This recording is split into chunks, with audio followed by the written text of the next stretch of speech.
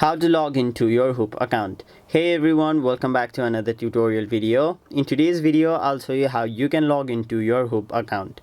So to do that, it's really quick and easy. All you have to do is simply open the Hoop app on your mobile device. Now once you've done that, if you look closely, you will see that you will be able to sign up, meaning create a Hoop account using either your Apple account or your Google account. But since we are here to log into our existing account, we'll simply tap on the login option, which is near the bottom side of the screen. After that, you'll have to choose from which method you created your account. So you may have created your account using your Apple account, or you may have created your Hoop account using your Google. So since I created my account using my Google, I'll simply tap on the option Google.